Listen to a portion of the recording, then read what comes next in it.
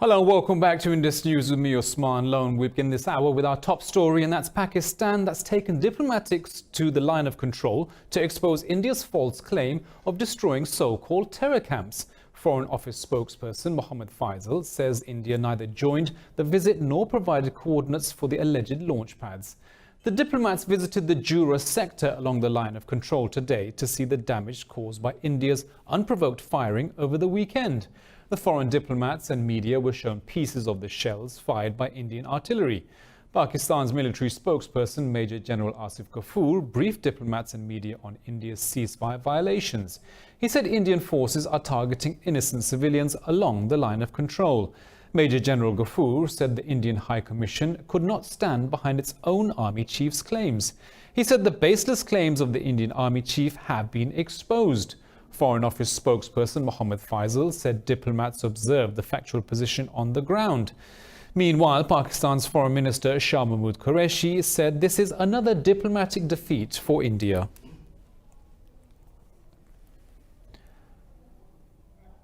Well, the United States have stepped in on the Kashmir issue, where they've again expressed concern over the crisis in occupied Kashmir due to India's human rights violations. Assistant Secretary of State for South Asia, Alice G. Wells, said Washington is closely monitoring the situation in the occupied valley.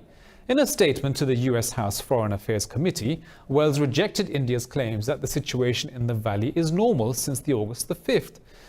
She said the U.S. has urged India to respect human rights and restore full access to media, internet and mobile networks.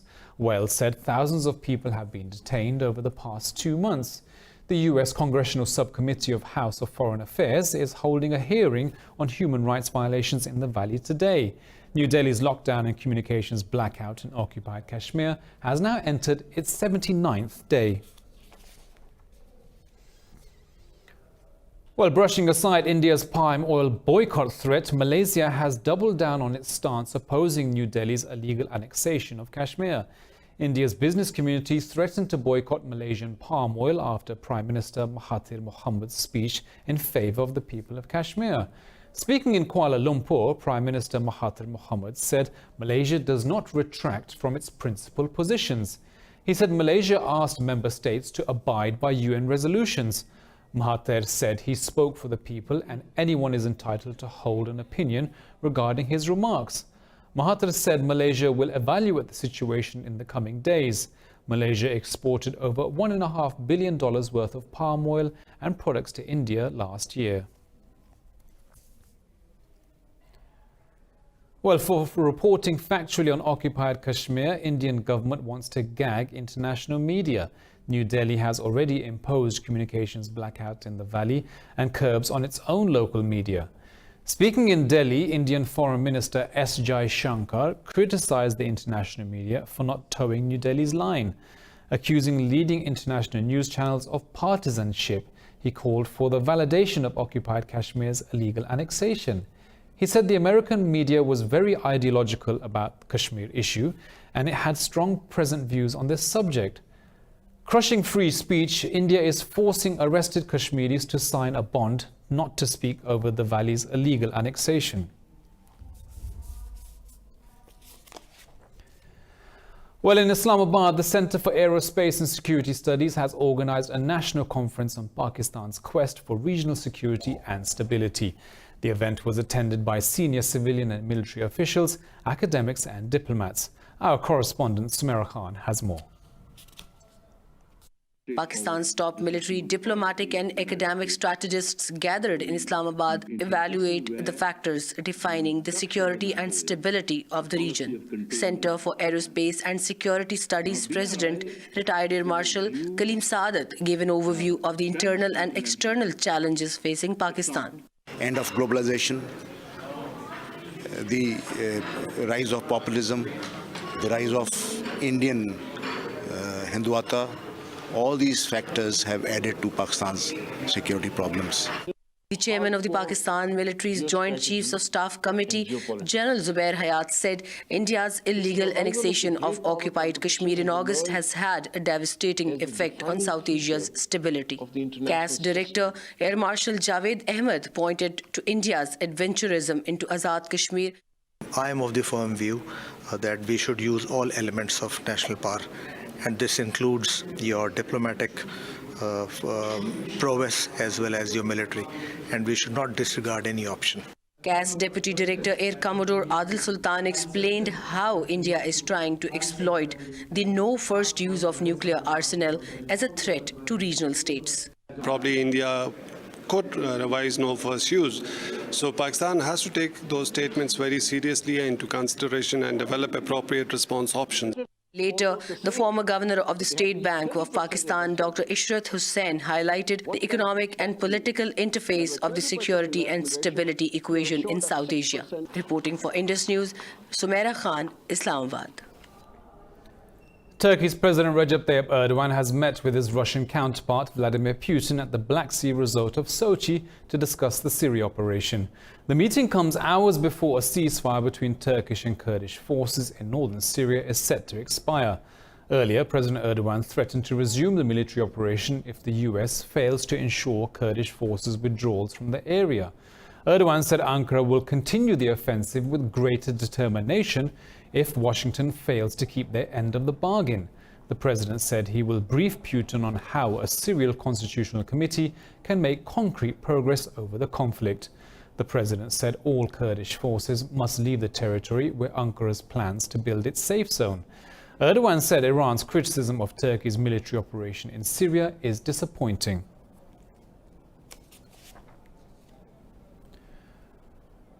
Well, for more on this, we're joined by Dr. Kamran Gazanov, who's an analyst based in Moscow. Kamran, welcome to Indus News. So, Russia's obviously got a problem with Turkey's operation in Syria. Do you think today's meeting was an opportunity for both leaders to reach an understanding about Turkey's military actions inside northeastern Syria?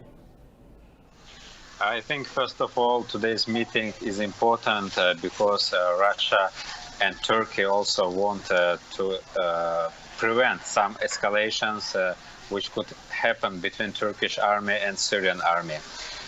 As for some bargains and deals, I think there are two main options.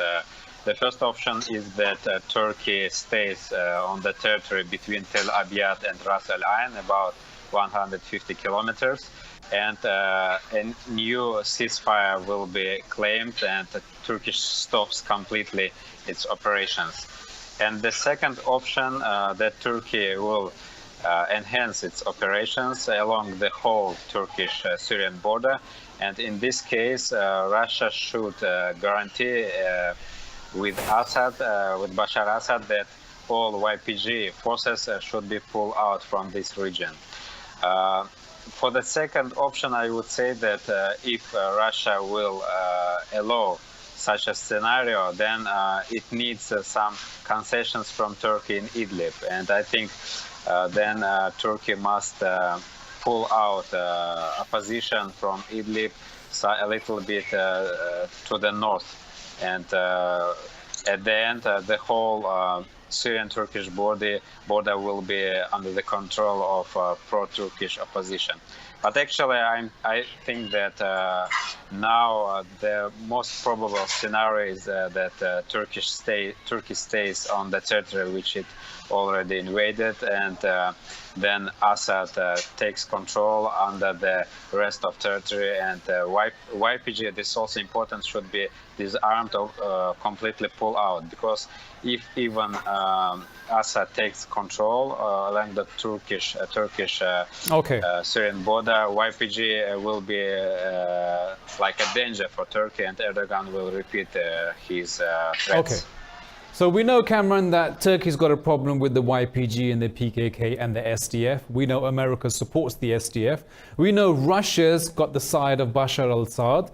But Turkey's ties with Russia have been strengthening. Turkey recently bought the S-400 missile of Russia, much to the disappointment of America. Where does this leave America now? Where do these talks that Turkey is having with Russia leave America in this military operation in northeastern Syria?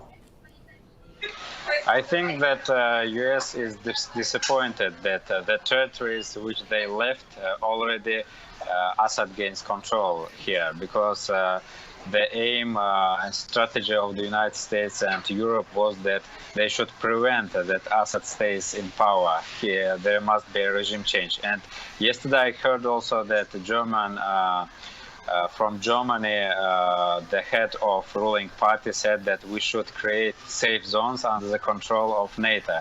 And now we see that the United States moving out, and Europe is worried about it and wants to retain some control.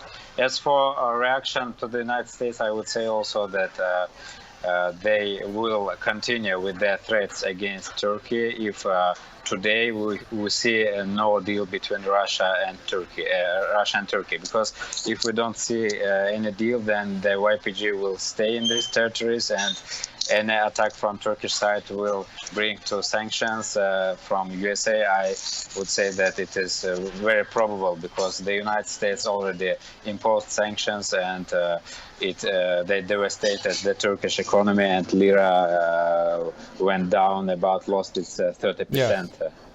No. Okay, Dr. Kamran Gazanov, thank you very much for your analysis, for joining us on Indus News. That was Dr. Kamran Gazanov, an analyst based in Moscow, talking about the recent meeting between Turkish President Recep Tayyip Erdogan and Russian President Vladimir Putin. We'll have more on that story as it develops. Now, in other news, the Taliban have killed 16 policemen in Afghanistan's northern Kunduz province.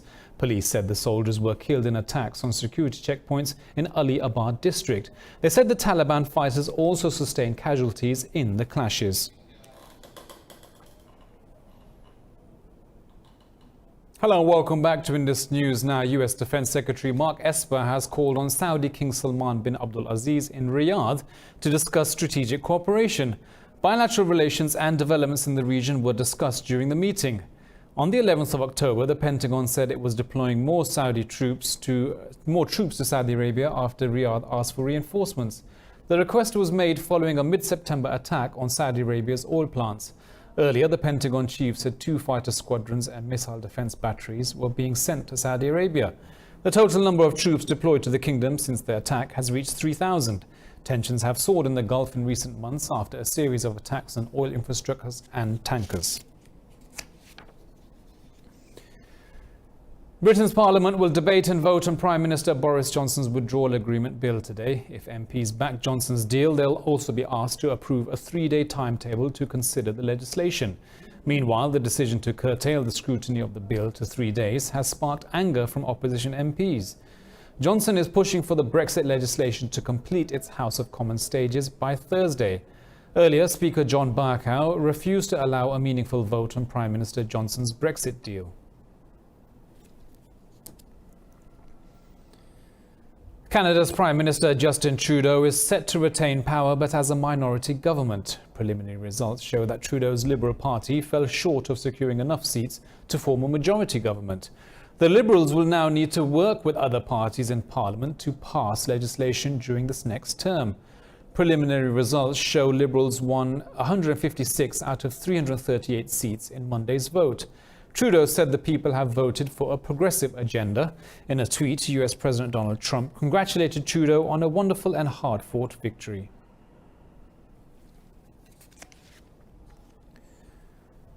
Right-wing Swiss People's Party has won the federal elections in Switzerland. The anti-immigrant party received 25% of the votes, marking a slip compared to their last performance. Despite the drop in support, the SVP is still the largest party with 54 lawmakers in the 246-member parliament. The Social Democratic Party got 16.5% of the votes to elect 39 lawmakers. Meanwhile, Swiss environmentalist parties recorded momentous gains in the national elections. The Green Party received 13% of votes, while Green Liberal Party gained 7.6%. Switzerland has over 5 million eligible voters, but only 45% of them cast their votes in Sunday's elections.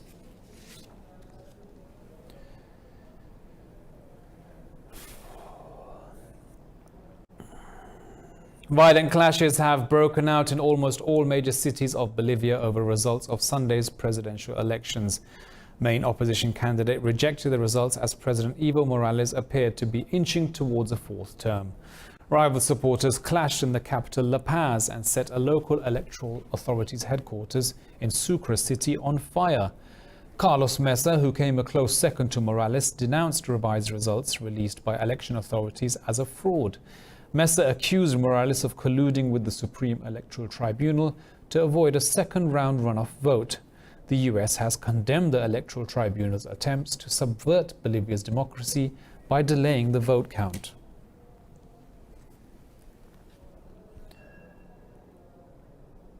Israel's Benjamin Netanyahu has given up on his dream of a fourth term as prime minister.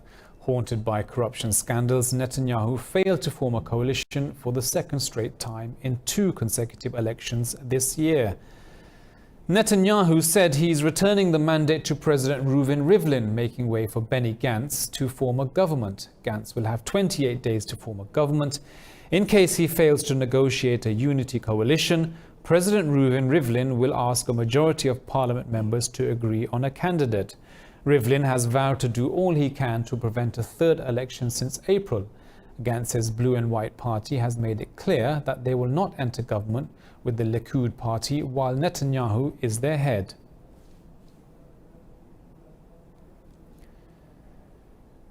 In Lebanon, the cabinet has approved a package of reforms to pacify protesters calling for the government's removal.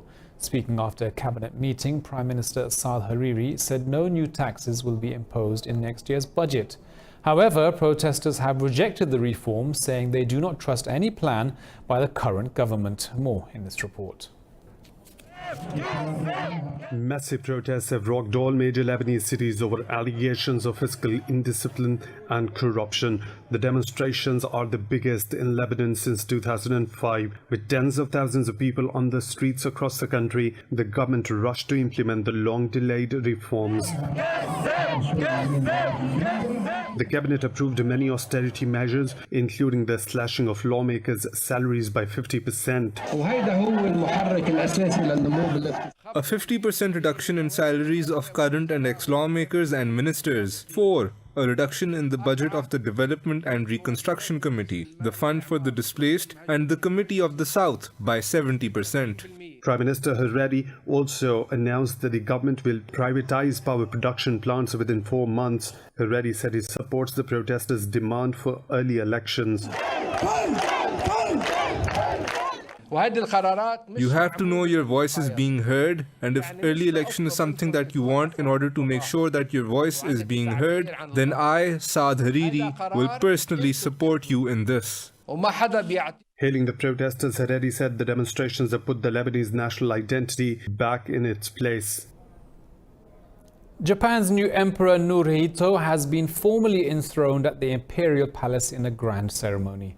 The emperor officially began his reign in May after the abdication of his father Akito. The centuries-old ceremony at the Sidon State Hall was attended by hundreds of dignitaries from around the world. The enthronement of His Majesty the Emperor is being celebrated as a national holiday all over Japan. Congratulatory banners are flying at subway stations and street corners all across the country.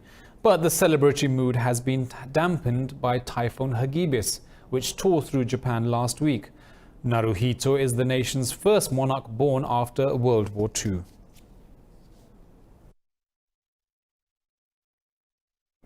Facebook has suspended a network of Instagram accounts linked to a Russian agency accused of meddling in US politics. Facebook's head of cybersecurity policy, Nathaniel Gleacher, said the operators posed as people within the United States. He said the network showed some links to Russia's Internet Research Agency, an organization blamed for meddling in the 2016 US election. Gleacher said it also suspended 3 separate networks operating from Iran. Facebook has announced new steps to fight foreign interference and misinformation ahead of the November 2020 elections.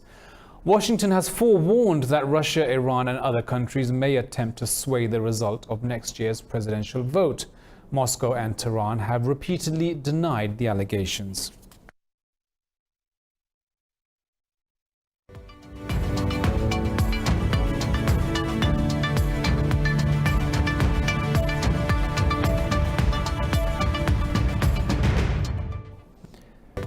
Now in business news, European stock markets are in negative territory because of continuing uncertainty about Brexit. But most Asian stock markets have closed higher on rising optimism of a trade deal between the United States and China. Paris's CAC index is nearly 0.5% lower as investors track third quarter corporate earnings. London's FTSE 100 and the DAX in Frankfurt are marginally higher. In Asia, the Shanghai Composite gained 0.5% after US and Chinese officials said trade talks were on track. Tokyo's Nikkei 225 index picked up 0.25%, while the Hang Seng index in Hong Kong was up a fraction. The Kospi index in Seoul rose more than 1% on the back of gains by tech stocks.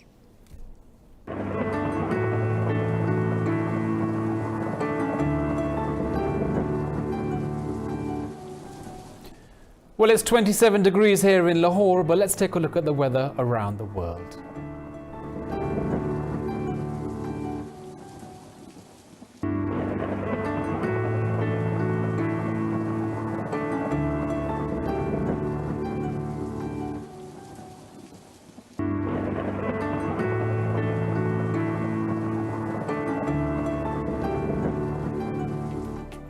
Well, that's all from me and the team here in Lahore, but we'll be back at the top of the hour with the headlines. Thank you for watching and bye-bye.